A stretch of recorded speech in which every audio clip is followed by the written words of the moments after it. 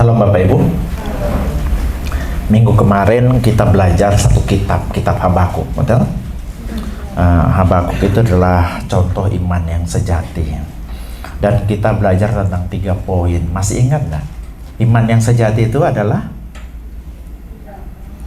bukan berarti tanpa pertanyaan, boleh banyak tanya, tetapi tanpa pemberontakan. Yang kedua, iman yang sejati sabar menunggu waktu Tuhan. Yang ketiga, iman yang sejati, aduh lupa sudah ya. Selalu bisa bersukacita dalam segala keadaan. Itu intisari dari kitab Habakuk. Nah, sekarang kita belajar kitab Pengkhotbah. Ya, kita buka Pengkhotbah 2 ayat 11. Kita akan baca bersama-sama. Pengkhotbah 2 ayat yang ke-11 kita baca sama-sama. 1, 2, 3. Ketika aku meneliti segala pekerjaan yang telah dilakukan tanganku dan segala usaha yang telah kulakukan untuk itu dengan jerih payah, lihatlah, segala sesuatu adalah kesia-siaan dan usaha menjaring angin. Memang tak ada keuntungan di bawah matahari. Ini bacaan kita hari ini sebenarnya seluruh kitab Pengkhotbah. Jadi kalau ibaratnya ini ada semangka besar sekali. Semangka itu akan dipres sedemikian rupa dalam rupa jus. Mungkin dia akan menjadi 2 atau 3 gelas jus. Ya. Intisarinya itu apa sih sebenarnya dari pengkhotbah itu? Gitu. Nah, judul khotbahnya diberi judul Hidup di Bawah Matahari, ya. Ini adalah sebuah frase di bawah matahari ini muncul sebanyak 29 kali dalam kitab Pengkhotbah, ya.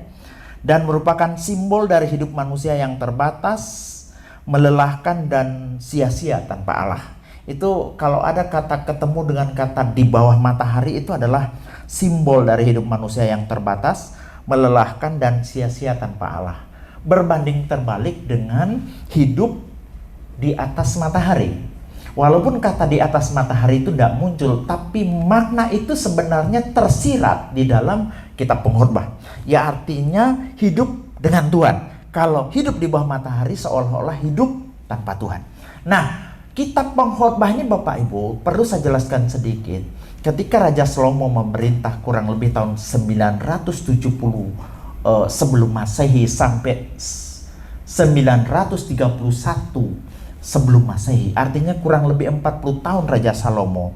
Di dalam perjalanan hidupnya, ketika dia banyak istri, banyak gundik dan sebagainya, dia sempat seperti meninggalkan Tuhan. Dan itu nanti bisa dilihat dalam kitab Raja-Raja.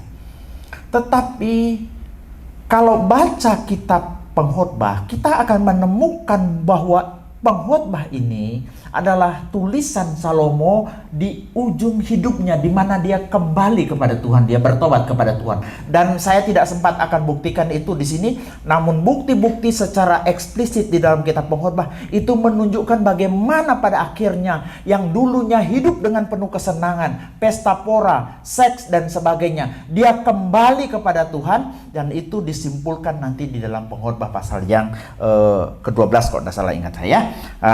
Singkat cerita begini, kitab Pengkhotbah ini mengajarkan kita tentang 3 nasihat, memberikan kita 3 nasihat untuk hidup di bawah matahari. Nasihat pertama, ini intisarinya, ya. Sadari bahwa di bawah matahari semuanya sementara dan sia-sia tanpa Allah. Ya, kita lihat dulu ayatnya. Pengkhotbah 1 ayat 2, kesia-siaan belaka, kata Pengkhotbah. Kesia-siaan belaka, segala sesuatu adalah sia-sia. Apakah gunanya manusia berusaha dengan jerih payah di bawah matahari? Oleh sebab itu aku membenci hidup, karena aku menganggap menyusahkan apa yang dilakukan di bawah matahari. Sebab segala sesuatu adalah kesia-siaan dan usaha menjaring angin. Nah, Bapak Ibu, di dalam Alkitab kata sia-sia dalam Pengkhotbah ini itu menggunakan kata Hebel. Hebel itu sama dengan Habel akar katanya. Jadi maknanya itu sebenarnya adalah uap, asap, kabut. Jadi kalau ketemu kata Hebel atau Habel itu yang artinya uap, asap, kabut. Jadi makna figuratifnya itu artinya sementara. Tidak bisa ditangkap, kosong, sia-sia. Dan LAI menerjemahkan kata Hebel ini menjadi sia-sia. Dan kemudian kata Hebel ini Bapak Ibu banyak kali digunakan dalam Alkitab ya, 38 kali. Di dalam khususnya dalam kitab Pengkhotbah itu 38 kali digunakan. Kemudian ada kata menjaring angin ya. Menjaring angin, ruach. Ini digunakan 9 kali. Sebenarnya maknanya ini mengembalakan angin. Orang mengembalakan domba, mengembalakan jemaat, dia mengembalakan angin. Artinya nggak bisa digembalakan sebenarnya. Melakukan sesuatu yang sibuk terlihat, tapi sebenarnya tidak bermanfaat. Mengejar atau menjaring angin sama. Tapi makna dasarnya itu mengembalakan atau mengejar. Tapi kemudian dalam bahasa Indonesia diterjemahkan lebih pas kayaknya menjaring angin. Ini adalah sebuah metafora untuk apa? Upaya yang sia-sia, usaha yang tidak pernah membawa hasil atau kepuasan. Dalam konteks pengkhotbah menggambarkan kehidupan yang sibuk namun hampa. Nah, pertanyaannya begini. Adakah semuanya itu sia-sia?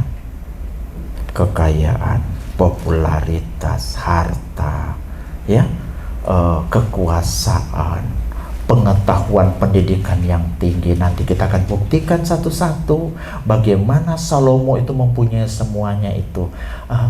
Tapi kemudian kok anehnya dia bilang semuanya itu sia-sia, semuanya itu menjaring angin. Kenapa? Jangan-jangan ini yang disebut dengan sour grapes. Pernah dengar istilah sour grapes? Belum?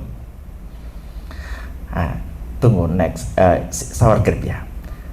Saya jelaskan dulu. Sour grapes satu di atasnya ya. Sour grapes adalah mekanisme pertahanan diri atau defense mechanism yang dikenal dalam psikologi, terutama dalam teorinya Sigmund Freud. Istilah ini berasal dari fabel Aesop tentang rubah yang tidak bisa mencapai anggur lalu berkata anggur itu asam untuk meredam rasa kecewa atau rasa gagalnya.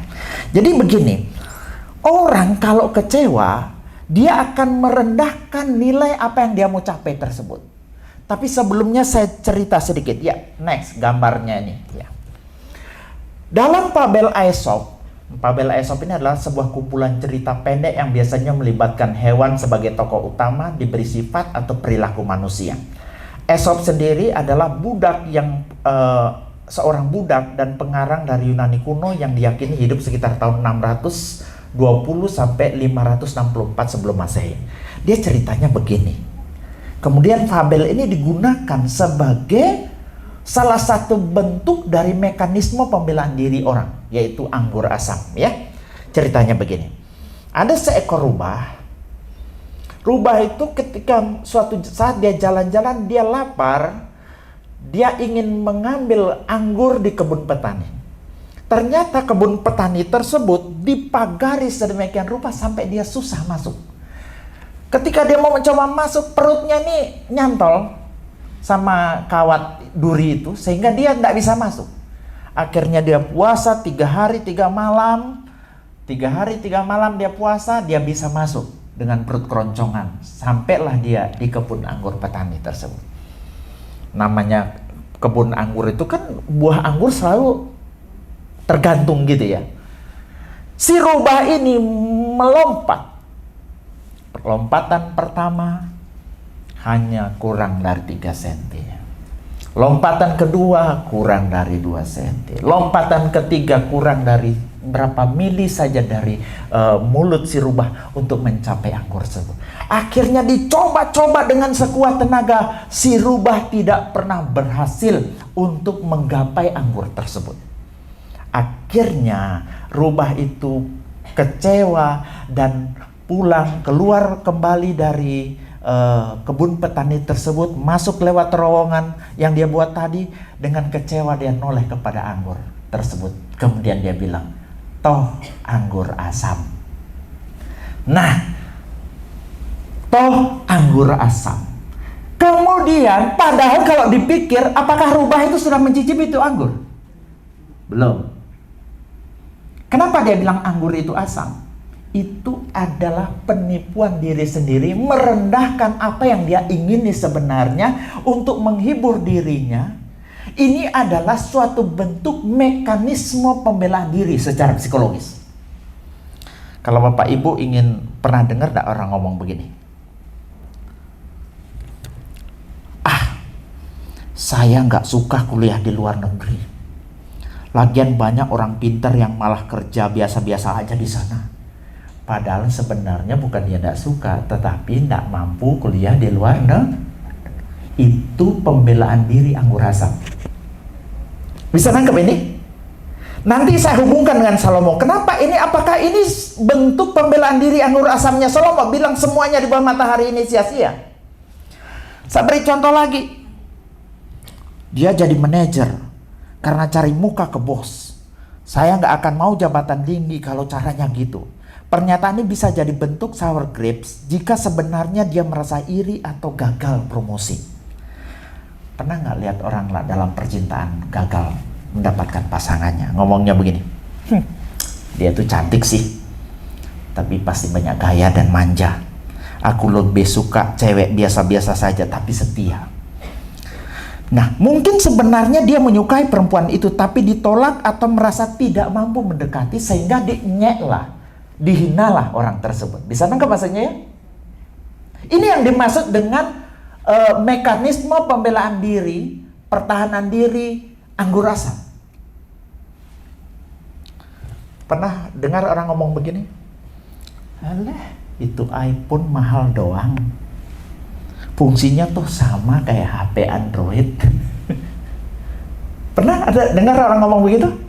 Sebenarnya dia pengen punya iPhone, cuma nggak mampu Itu anggur asam. Nah, pertanyaannya, apakah Salomo ini sedang menggunakan mekanisme pembelaan diri, defense mechanism anggur asam? No. Kenapa?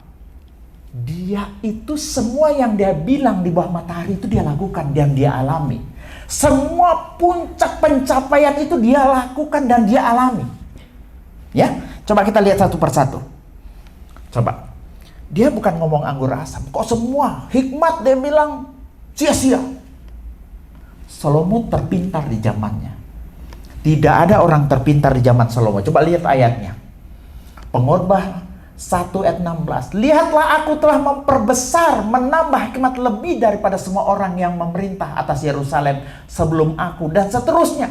Pokoknya dia mau bilang, saya nih loh orang yang terus belajar, bahkan yang punya hikmat, orang yang paling hebat dalam hal hikmat dan pengetahuan daripada semua orang yang sebelum aku. 1 Raja-Raja 4 ayat 29 misalnya. Dan Allah memberikan kepada Salomo hikmat dan pengertian yang amat besar serta akal yang luas seperti dataran pasir di tepi laut. Coba bayangkan hikmat Salomo. Sehingga hikmat Salomo melebihi hikmat segala Bani Timur dan melebihi segala hikmat orang Mesir. Ia lebih bijaksana daripada semua orang, daripada Etan orang Ezrahi. Siapa itu Etan? Etan itu penulis Mazmur. Bapak Ibu nanti periksa ya. Kemudian keluarga Mahol itu ada keluarga terpandang yang memang konon waktu zaman itu adalah orang terpintar di sekitaran Israel. Namun dikatakan Salomo lebih pintar dari mereka. Kalau orang zaman sekarang mungkin yang dianggap pintar Einstein. Kalau di Indonesia kon B.J. Habibie IQ-nya sangat tinggi gitu ya. Mungkin disandingkan, oh si Anu itu lebih pintar daripada Einstein, lebih pintar daripada B.J. Habibie. Seperti itu. 1 Raja-Raja 4 ayat 33 ya. Semua itu menceritakan kehebatan Salomo dari segi hikmat, pengetahuan dan pendidikan. Yang kedua, dari segi kekayaan, siapa yang paling kaya? Tidak ada. Pengkhotbah 2 ayat 9, dengan demikian aku menjadi besar, bahkan lebih besar daripada siapapun yang pernah hidup di Yerusalem sebelum aku. Itu yang tulisan biru, rupanya nggak terlalu kelihatan. Raja Salomo melebihi semua raja di bumi dalam hal kekayaan dan hikmat. Alkitab sendiri yang bilang. Yang ketiga, Salomo menyelami segala jenis kesenangan. Bahasa kasarnya begini, segala jenis kesenangan duniawi itu dicicipi sama Salomo. Di mana ayatnya Bapak Ibu? Coba lihat. Kesenangan musik dan hiburan. Aku mengumpulkan bagiku juga perak, emas. Ini kolektor ya, saya enggak semua, yang penting-penting aja. Dia suka mengkoleksi barang-barang. Kemudian dia juga suka hiburan musik. Aku mencari bagiku biduan-biduan dan biduanita. Jadi coba senang nonton konser, ya.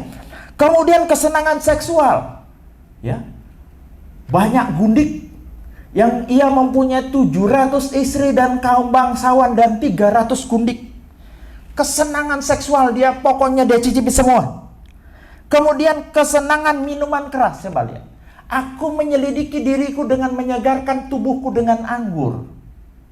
Dia coba mencari makna hidup pada minuman keras. Dia coba mencari makna hidup di seksual. Dia coba mencari makna hidup dengan cari lawakan. Cuma saya tidak cantumkan di sini. Dia coba mencari makna hidup dengan nonton konser, artis-artis dan sebagainya. Dia coba dengan hobi berkebun. Aku melakukan pekerjaan-pekerjaan besar, mendirikan bagiku rumah-rumah, menanami bagiku kebun-kebun anggur. Aku mengusahakan bagiku kebun-kebun dan taman-taman, menanaminya dengan rupa-rupa pohon dan buah-buahan. Aku menggali bagiku kolam-kolam untuk mengair dari situ tanaman pohon-pohon muda dan seterusnya. Semuanya dicoba cicipi. Dia sampai pada suatu kesimpulan. Semuanya yang di bawah matahari tadi sia-sia. Apakah dia kira-kira ngomong begitu kita tidak percaya? Kalau saya yang belum pernah berkuasa kayak Salomo, ya, ini tambah lagi satu. Salomo paling berkuasa di zamannya. Bisa dilihat dalam 1 Raja-Raja 4 ayat 20. Orang Yehuda dan orang Israel jumlahnya seperti pasir di tepi laut. Mereka makan dan minum. Salomo berkuasa atas segala kerajaan, mulai dari sungai Efrat sampai negeri Or dan seterusnya. Pokoknya intinya Salomo itu kuasanya itu begitu besar dan luas. Apakah dia sour grapes? Dia ngalami semua. Kalau dia ngomong kemudian semua yang di bawah matahari tanpa Tuhan sia-sia, kita harus percaya. Kalau saya yang ngomong, saya belum pernah sekaya Salomo, saya belum pernah seberkuasa Salomo, saya belum pernah berhikmat seperti Salomo, saya belum pernah mencicipi semua kesenangan kayak Salomo, kemudian saya bilang semua sia-sia, saya sour grapes. Itu pembelaan diri anggur asam. Karena tidak bisa mencapai. Tetapi Salomo ngomong dengan mengalami semuanya itu. Tentulah kita patut percaya. Jadi Salomo ngomong bahwa semuanya sia-sia itu dari puncak. Ya, dari puncak, bukan dari bawah. Puncak pencapaian, puncak prestasi, puncak kekayaan, puncak pendidikan, puncak kekuasaan, puncak-puncak yang lain, semuanya. Semua kesenangan dia sudah cicipi. Tapi dia katakan sia-sia. Pertanyaannya kok bisa ya? Saya mikir, apa ya iya ya? Senikmati itu hidupnya, tapi kok dia bilang sia-sia dan seperti menjaring angin. Apa penyebabnya? Penyebab yang pertama, karena memang tidak ada kepuasan sejati di bawah matahari. Saudara berharap kepuasan pada seksual, itu bukan kepuasan sejati, ada batasnya. Anda mengharapkan kepuasan pada makanan, kepuasan di makanan hanya sejengkal. Dari mulut ke tenggorokan sudah tidak ada rasa, betul? Kepuasan di bawah matahari semua ada batasnya. Bahkan ada yang bilang seluruh kepuasan di muka bumi ini sejengkal saja ukurannya. Kalau Salomo bilang hebel, menjaring angin. Tapi memang saudara jangan coba-coba mencari kenikmatan apapun di bawah matahari, karena memang terbatas. Dan ini diomongin oleh orang yang punya pengalaman tentang itu. Bukan mekanisme pembelaan diri atau karena rasa iri hati karena tidak mencapainya. Nah, yang kedua, karena hal-hal di bawah matahari tidak cukup besar untuk mengisi kekosongan jiwa manusia. Coba kita lihat. Pengkhotbah 3 ayat 11. Memang rupa-rupanya Bapak Ibu manusia itu didesain unik.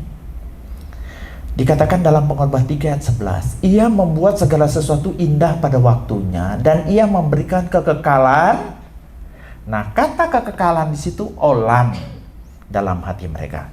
Bahasa lainnya, manusia itu diberi olam dalam hati manusia oleh Tuhan, ya. Tetapi manusia tidak dapat menyelami pekerjaan yang dilakukan Allah dari awal sampai akhir. Apa itu olam? Olam berasal dari kata akar katanya sesuatu yang tersembunyi, tak terlihat atau tak terbatas. Jadi dengan kata lain, di dalam hati manusia itu memang didesain ada semacam sesuatu yang tidak terbatas. Kalau ada yang bilang dia seperti lubang dalam yang tak punya batas. Nah, Blaise Pascal, seorang yang hidup pada tahun 1623 sampai 1662 dalam bukunya Pensis, dia bilang begini, there is God's vacuum in the heart of every man which cannot be filled by created thing, but only by God Creator. Kalau mau diterjemahkan begini, belum. Kita terjemahkan aja sama-sama. Ada semacam ruang atau bangunan shape yang berbentuk Allah, ya, di dalam hati manusia, yang tidak bisa diisi oleh ciptaan kecuali oleh Allah pencipta. Nah, istilah Blaise Pascal ini kemudian berkembang. Banyak orang ngomong, ada semacam ruang kosong dalam hati manusia yang hanya bisa ditempati Allah. Ada yang bilang ada semacam ruang kecil. Tapi saya mau katakan, kalau mau lihat dari kata olam yang benar itu, ada semacam lubang tak berdasar, jurang tak berdasar yang ada di dalam hati manusia yang hanya bisa diisi oleh Allah. Diisi oleh ciptaan, terlalu kecil itu ciptaan. Kemarin kita sudah belajar bahwa alam semesta terdiri dari 1 sampai 2 triliun galaksi. Penemuan terbaru, bukan miliar lagi. 1 sampai 2 triliun galaksi. Dan dalam satu galaksi terdiri dari beratus-ratus miliar tata surya. Ada berapa galaksi? Banyak ya.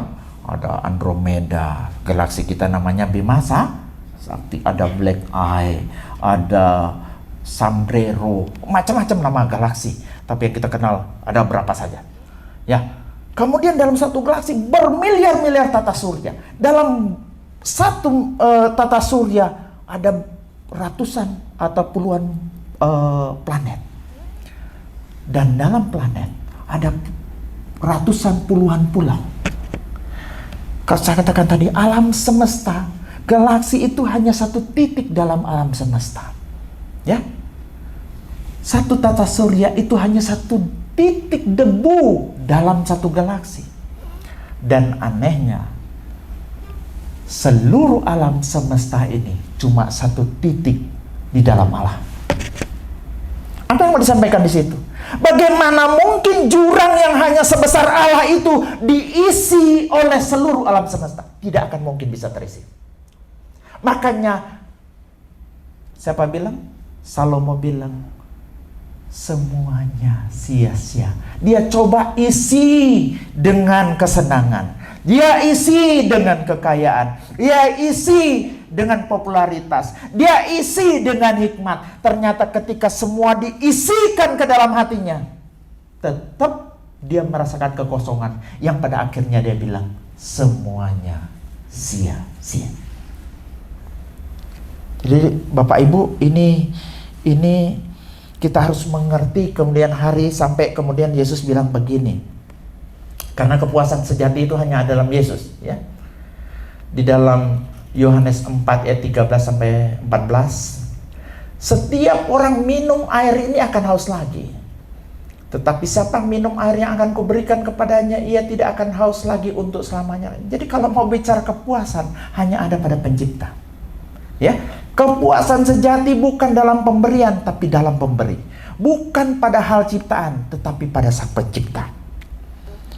Kesimpulannya, kepuasan sejati bukan terletak pada apa yang kamu miliki, tetapi pada siapa yang kamu miliki di dalam hatimu. Yang berbicara ini orang yang punya pengalaman luar biasa. Dia punya pengalaman yang luar biasa, ya. Artinya semua sudah dia alami secara empiris. Yang kedua, nasihat yang kedua. Tadi nasihatnya sadari bahwa semua yang di bawah matahari sia-sia dan sementara tanpa Tuhan. Yang kedua, hargai dan nikmati berkat sehari-hari sebagai anugerah. Ini nasihatnya pengkhotbah.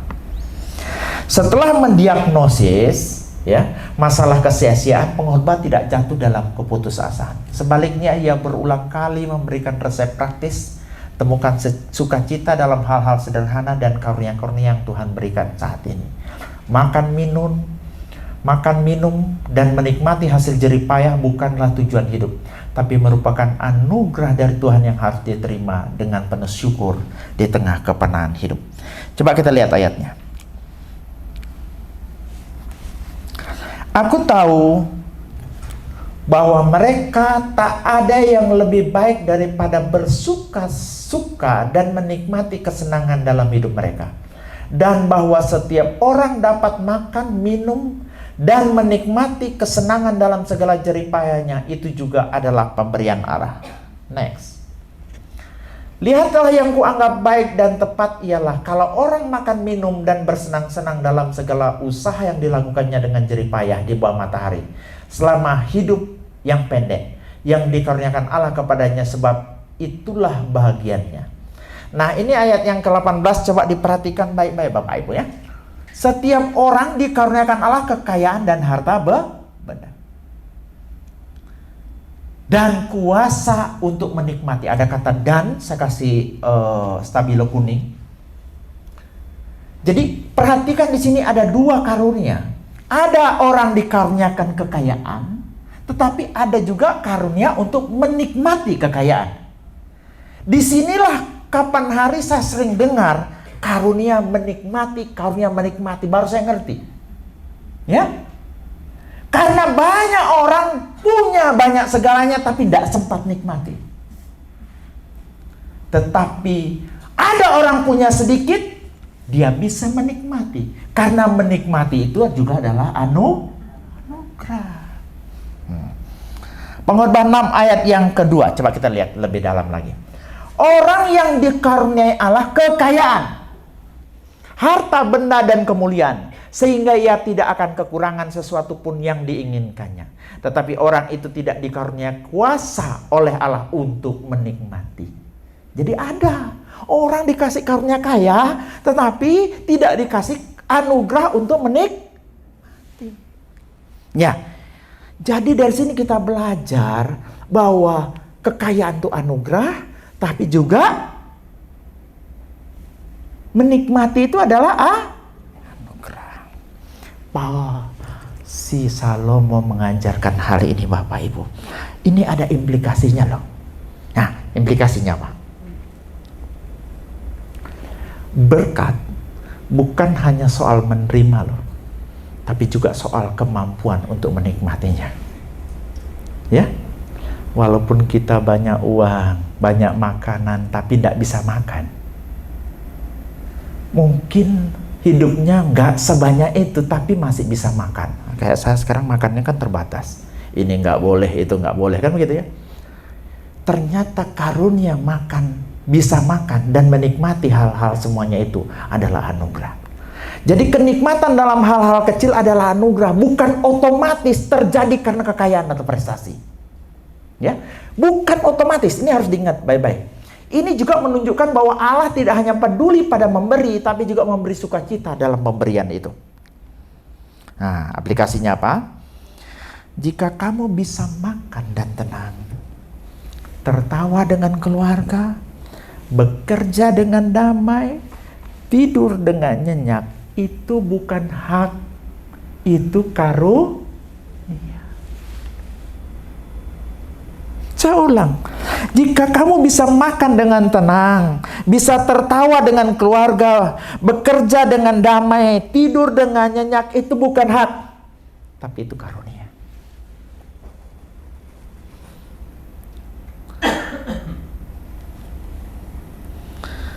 Dan Alkitab mengajarkan kita untuk menghargai dan menyadari itu sebagai bentuk kasih karunia Allah yang aktif dalam hidup sehari-hari. Makanya tidak perlu kita terlibat dalam apa yang disebut dengan rat race. Pernah dengar istilah rat race? Atau hamster wheel. Nah, ceritanya begini Bapak Ibu. Ini, tikus ini ditaruh dalam semacam roda yang berputar. Gitu, ya. Kalau dia maju ke depan, roda itu akan semakin berputar. Tikus itu begitu sibuk dengan tekanan untuk berlari begitu cepat, dia pikir akan cepat sampai. Padahal faktanya dia tetap di tempat-tempat saja. Mengejar segala sesuatu tanpa menikmati, sama seperti rat race atau hamster wheel ini. Kita bercapek-capek seperti ingin mencapai sesuatu, padahal sebenarnya kita sedang jalan di tempat. Makanya perlu yang namanya menikmati berkat Tuhan itu. Bukan cuma ngejar mengumpulkannya. Saya cerita sedikit Bapak Ibu. Kisah nyata, tapi saya tidak sebutkan namanya. Ada seorang ibu yang begitu kaya raya.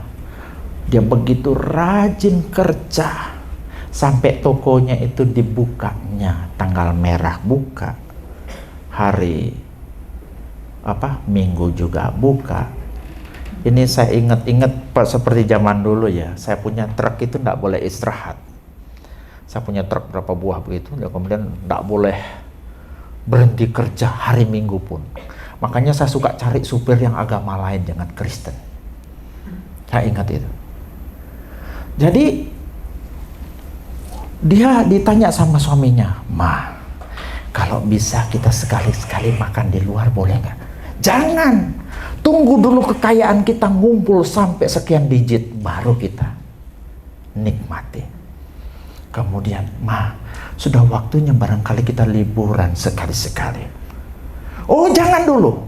Ayo, kita kerja lebih giat, kita kumpulin. Nanti kalau sudah sekian target kita, baru kita nikmati dengan liburan." Singkat cerita, ibu ini kena kanker dan meninggal. Bapaknya 1 bulan, 2 bulan kesepian, 6 bulan kemudian menikahi pembantunya. Ya, menikahi pembantunya. Sama pembantunya, bapak ini ongkang-ongkang kaki, rekreasi ke Bali, ke Thailand, ke luar negeri. Di pantai dia merenung begini pembantunya. Pembantu itu bilang, "Sekian lama saya pikir saya bekerja keras untuk ibu tadi. Ternyata ibu itu yang bekerja keras buat saya."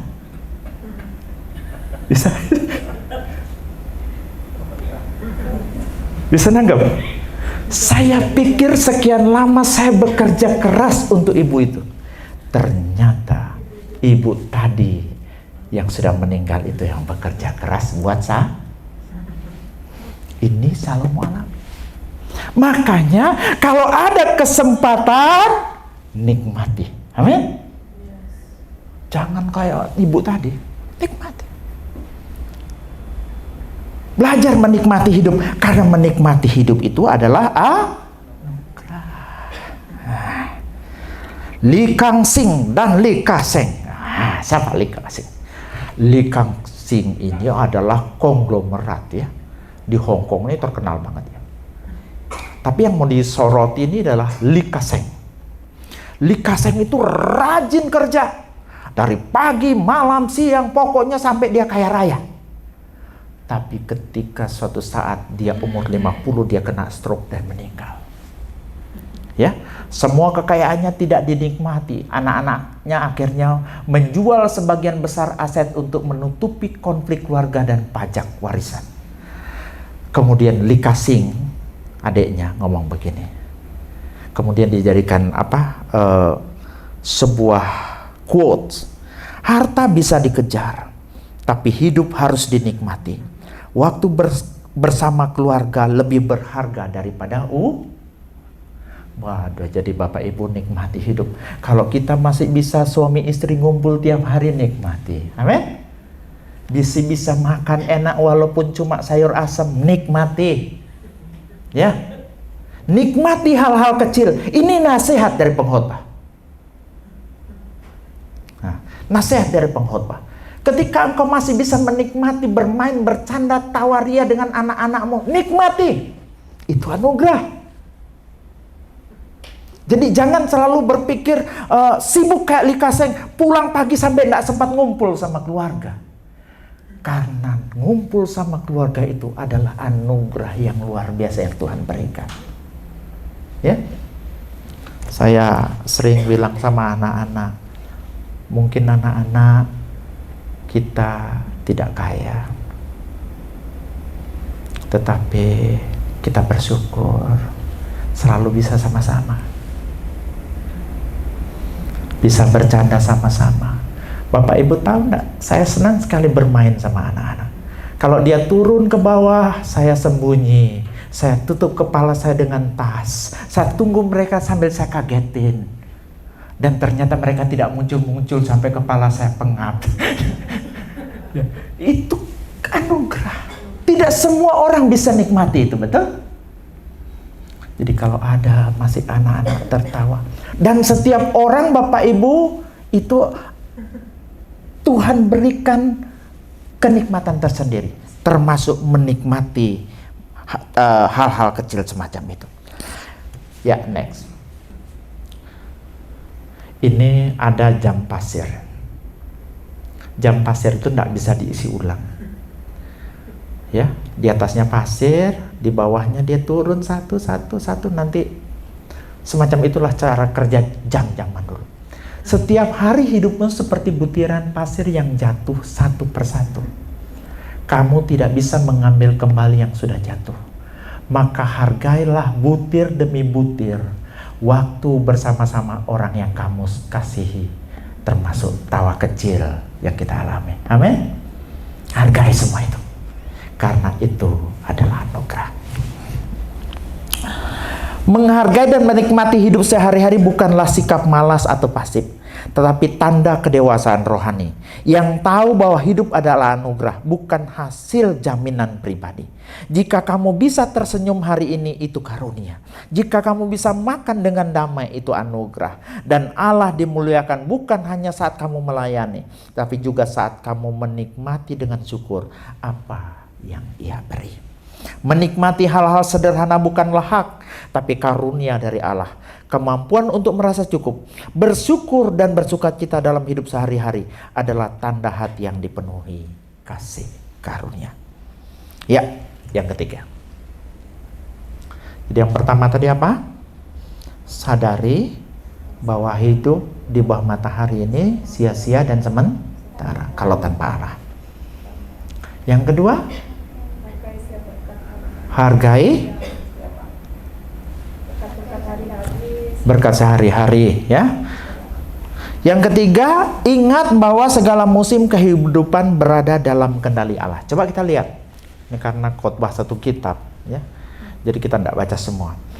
Kalau Bapak Ibu nanti buka Pengkhotbah 3 ayat 2 sampai 8, di situ ada 14 pasang musim kehidupan.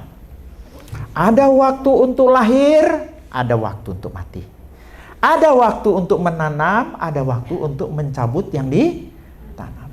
Ada waktu untuk membunuh, ada waktu untuk menyembuhkan. Ada waktu untuk merombak, ada waktu untuk membangun. Next. Ada waktu untuk menangis, ada waktu untuk tertawa. Ada waktu untuk meratap, ada waktu untuk menari. Ada waktu untuk membuang batu, ada waktu untuk mengumpulkan batu. Ada waktu untuk memeluk, ada waktu untuk menahan diri dari memeluk.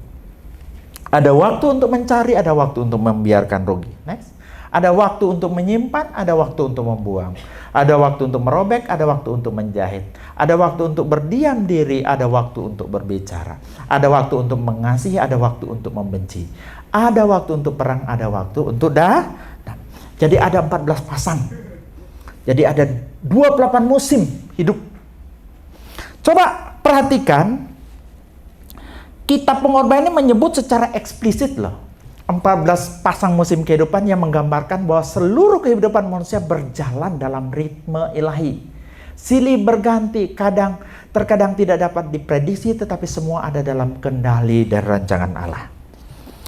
Nah, jadi coba perhatikan baik-baik. Semua musim itu dalam kendali Allah. Tapi Tuhan tidak merubah musimnya, cuma menjadi satu pasang. Tapi dia biarkan berpasang-pasangan semacam itu untuk membentuk sesuatu yang indah dalam hidup kita. Kalau saya mau gambarkan begini Bapak Ibu. Ya, next. Musim kehidupan itu seperti dua tangan Allah bagi kebaikan kita. Bayangkan musim-musim itu seperti dua tangan Allah ya. Tangan yang membentuk, itu musim yang jelek-jelek tadi, ya, yang kurang bagus. Dan tangan yang memberkati. Dua tangan ini bekerja bersama bukan untuk mencelakakan, tapi menghasilkan kebaikan kekal bagi kita. Next. Tangan yang membentuk tadi, itu musim pahit yang membawa pemurnian. Kadang Allah mengizinkan musim sulit. Kehilangan, kegagalan, sakit, penantian panjang. Musim seperti ini tidak mudah, tetapi di sanalah karakter kita ditempa. Iman kita diperkuat, kesombongan kita dikikis. Ya, dalam Yeremia 18 ayat 6 dikatakan, sesungguhnya seperti tanah liat di tangan tukang periuk, demikianlah kamu di tanganku. Tuhan tidak pernah asal membentuk, ia tahu persis bentuk terbaik yang ia inginkan dari hidup. Maka jangan menolak tangan yang sedang memahatmu. Saya mau beri gambaran begini. Setiap kita di sini akan mengalami musim apapun itu. Kehilangan cuma masalah waktu. Suatu saat kita akan kehilangan orang tua kita, betul? Atau orang tua kehilangan anaknya. Suami bisa kehilangan istrinya. Istri akan kehilangan suaminya.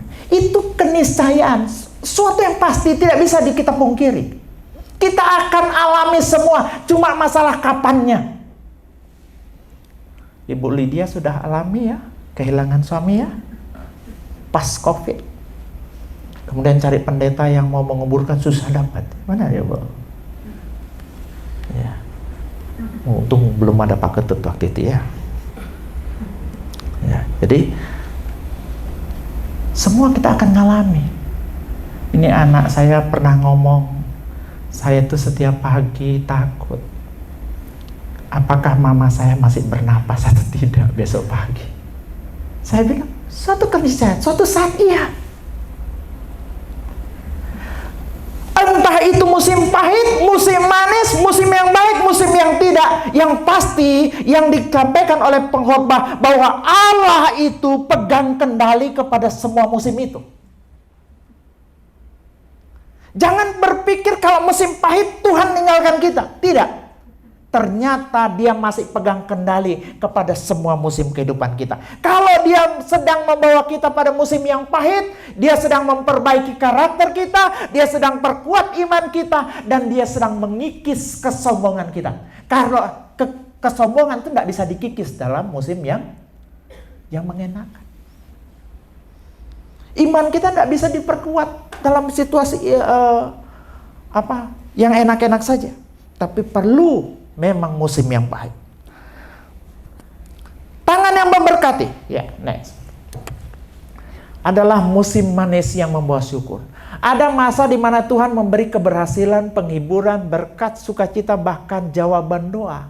Itu adalah musim berbuah, di mana tangan Allah membuka untuk memberkati.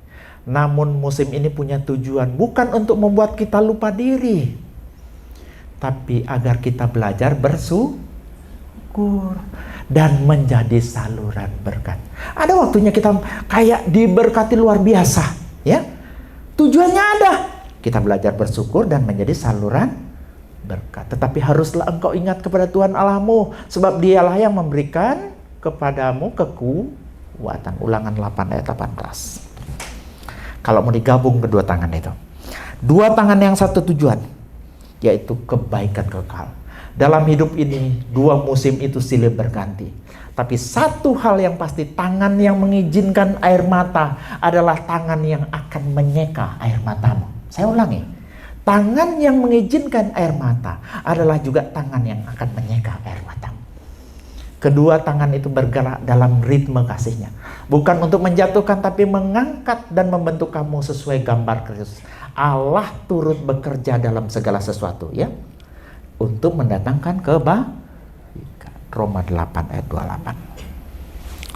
28. Bapak Ibu nanti buka Kidung Jemaat nomor 408. Di sana ada lagu judulnya Di Jalanku Ku Diiring.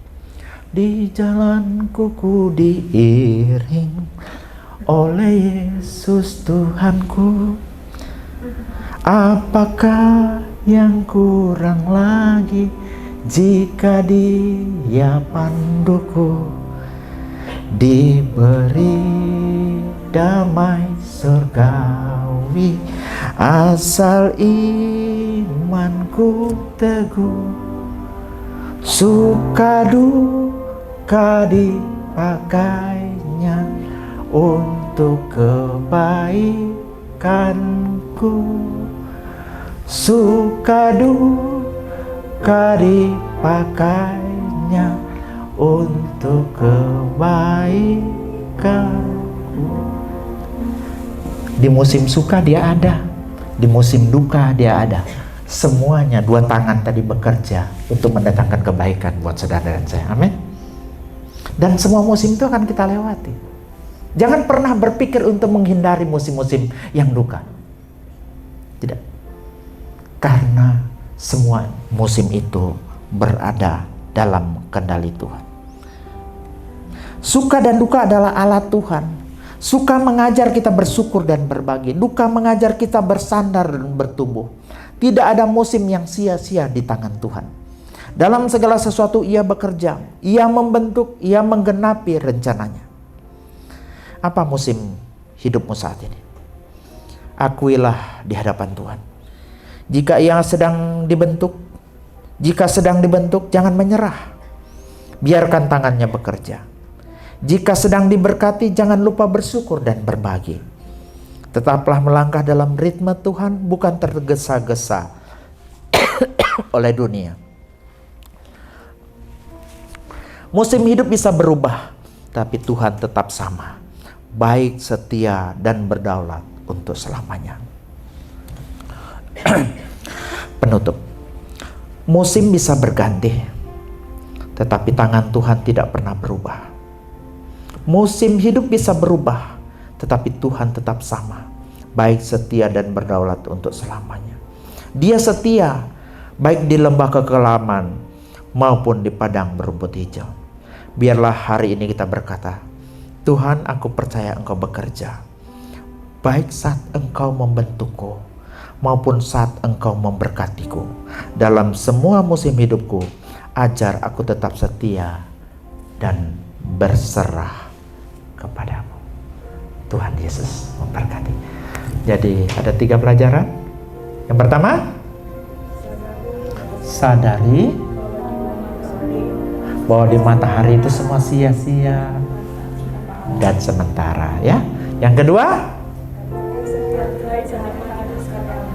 ya, harga dan nikmati setiap berkat yang Tuhan berikan. Karena kekayaan itu berkat, tetapi ada karunia lain. Karunia menikmati. Orang banyak harta tapi tidak dikasih karunia menikmati, tidak sempat nikmati. Sudah diambil orang. Jadi bukan kita bekerja keras untuk orang lain, ya. Kita akhirnya bekerja keras untuk orang lain. Yang ketiga, apa tadi? Dalam kendali Tuhan. Suka dan duka, semua Tuhan izinkan untuk kebaikan saudara dan saya.